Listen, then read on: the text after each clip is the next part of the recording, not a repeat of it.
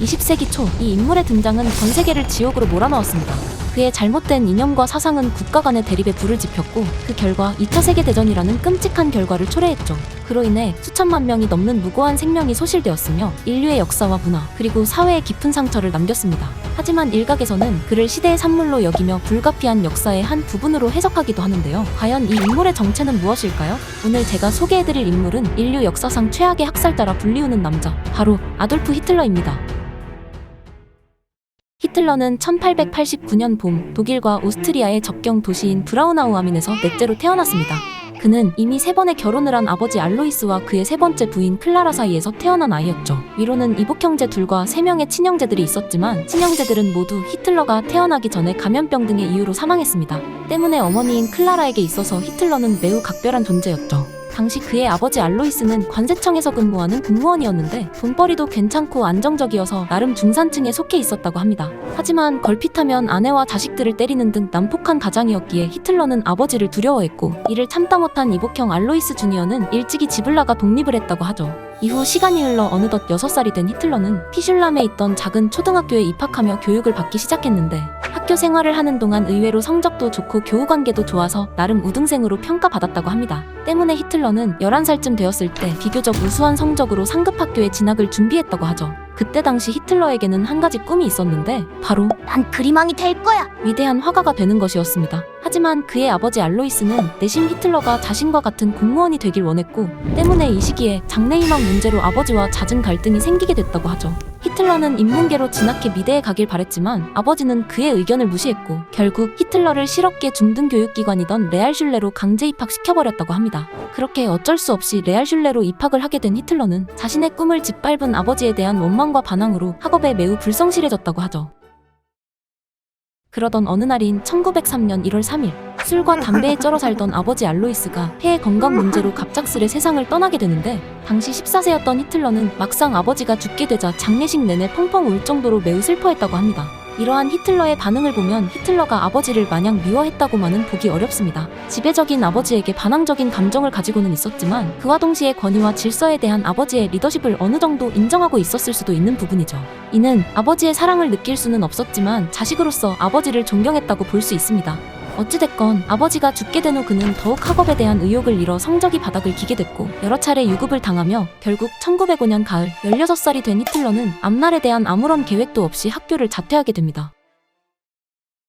자퇴 후 히틀러는 교육 제도를 벗어나 무책임한 자유를 추구하며 자신만의 길을 찾기 시작합니다. 그리고 어머니의 지지로 미술학교에 진학하는 것을 꿈꾸게 되죠. 당시 히틀러 가정에 있어서 그나마 다행이었던 것은 아버지가 세상을 떠나며 제법 많은 유족연금을 남겼다는 겁니다. 덕분에 히틀러는 그 돈으로 오페라를 보러 다니거나 산책을 하는 등 여유로운 문화생활을 즐겼죠. 그러던 어느 날 히틀러는 오페라를 관람하다가 우연히 아우구스트 쿠비체크라는 한 친구를 사귀게 되는데 둘은 분야는 다르지만 같은 예술 계열의 꿈을 가지고 있어서 금세 친해졌다고 합니다. 그리고 오페라를 같이 보거나 벤치에 앉아 얘기하는 등 예술에 대한 열정을 공유하며 함께 시간을 보냈죠. 히틀러는 쿠비체크와의 대화 속에서 자신의 꿈과 비전에 대해 열정적으로 얘기하곤 했는데 쿠비체크는 항상 그의 자신만만한 모습에 깊은 감동을 받았다고 합니다. 그러던 1906년 어느 봄날 히틀러는 늘 가보고 싶었던 예술의 도시 비엔나에 방문하게 되는데 웅장한 건물들과 예술의 향기로 가득했던 비는 신세계였고 히틀러는 그곳에 마음을 빼앗겨 버렸다 하죠. 도심 속 경관에 완전히 매혹된 히틀러는 빈에서 예술을 하고 싶다 생각했고 여행을 마친 뒤 다시 린츠로 돌아왔을 땐 이미 미술에 인생을 바치기로 결심을 한 상태였다고 합니다. 그런데 그 결심도 잠시 곧 엄청난 비극이 일어나게 되리란 걸 히틀러는 알지 못했죠. 1907년 1월 14일 평소 가슴에 통증이 있어 밤이 되면 잠을 이룰 수 없었던 어머니 클라라는 빈자의 유명한 내과 의사 에드워드 블로후 박사를 찾아갔습니다. 그리고 검사를 해본 결과 그녀는 유방암이 널리 퍼져 있는 것으로 나왔죠. 블로후 박사는 차마 그녀에게 암에 걸렸다는 사실을 말하지 못했고 다음날 히틀러와 그의 여동생 파울라를 불러 이 사실을 통보했습니다. 당시 엄마가 암에 걸렸다는 사실에 엄청난 충격을 받은 히틀러는 얼굴이 흑빛이 되어 눈물을 흘렸다고 하죠. 이때 블로우 박사는 히틀러가 엄마를 얼마나 사랑했는지 알 수 있었다고 회고합니다. 이후 클라라는 1월 17일 린츠시에 있는 자비 수녀회 병원에 입원하여 유방을 모두 제거하는 수술을 받게 되죠. 히틀러는 그런 어머니를 지극정성으로 돌봤다고 합니다. 하지만 그 와중에도 화가의 꿈을 포기할 수 없었던 히틀러는 린츠에서 지내는 시간이 길어질수록 마음이 조급해지기 시작했고 빈에 가서 예술 활동을 하길 열망했죠. 때문에 그는 곧 다가올 미술 아카데미에 입학 시험을 치르기 위해 아픈 엄마를 설득했고 결국은 빈으로 가는 것을 허락받게 됩니다. 또한 하나뿐인 아들에게 애착이 많았던 클라라는 대학 등록금을 비롯해 빈에서 1년을 보내기에 충분한 돈을 히틀러에게 쥐어줬죠. 이에 히틀러는 미안함과 감사한 마음이 뒤섞여 복잡한 심정으로 집을 떠나게 됩니다. 이후 빈에 도착한 히틀러는 자신만만하게 미술학교에 입학 시험을 보게 되죠. 그런데 이게 어찌된 일인지 붙을 거라는 예상과는 달리 히틀러는 시험에서 떨어지게 됩니다. 드로잉이 불만족스럽다는 것이 그 이유였죠. 충격을 받은 히틀러는 학장을 찾아가 결과가 왜 그런지 따졌고, 이에 학장은 드로잉을 보니 그림보다 건축 분야가 잘 맞는 것 같다며 히틀러에게 다른 길을 제시했습니다. 당시 미술계는 입체주의, 초현실주의 등의 혁신적인 화풍들이 인기를 끌던 시기였는데 히틀러의 딱딱한 건물 그림들은 그때의 트렌드와 맞지 않았을 것이라 추측되죠. 이후 히틀러는 풀이 죽은 채 몇 날 며칠을 아무 목적 없이 보내다가 어느 날 갑자기 어머니가 위독하다는 소식을 전해 듣고 다시 린츠로 돌아가게 됩니다. 그리고 집에 도착해 생기 없는 어머니의 모습을 보며 곧 임종이 다가오고 있음을 느꼈죠. 그러던 1907년 12월 21일 어둠이 가시지 않은 이른 아침에 어머니 클라라는 세상을 떠나게 됩니다. 당시 주치의였던 블로우 박사는 의사 생활을 하며 수많은 죽음을 보아왔지만 히틀러처럼 미친 듯이 슬퍼하는 사람은 본 적이 없다며 그날의 일을 회고했죠. 어머니가 돌아가신 뒤 히틀러는 고아연금과 상속재산 중 일부만을 가지고 다시 빈으로 떠났습니다. 그리고 다시 한번 빈 미술 아카데미에 지원하였으나 이번엔 응시 자격조차 주어지지 않고 떨어졌죠. 당시 히틀러는 고향 친구였던 쿠비체크를 빈에 오도록 꼬셔서 룸메이트로 지냈는데 쿠비체크에게는 미술 아카데미에 떨어진 것을 철저히 숨기고 있었습니다. 그도 그럴 것이 자기 덕에 빈에 오게 된 친구는 음대에 떡하니 붙었는데 자신은 떨어지고 말았으니 쪽팔렸던 것이었죠. 하지만 친구가 계속 추궁하자 히틀러는 결국 아카데미에 떨어진 것을 실토했고 자신을 알아보지 못하는 사회와 미술계를 향해 분노를 표출했습니다. 멍청한 관리들 같으니라고 미술대학은 없어져 버려야 돼.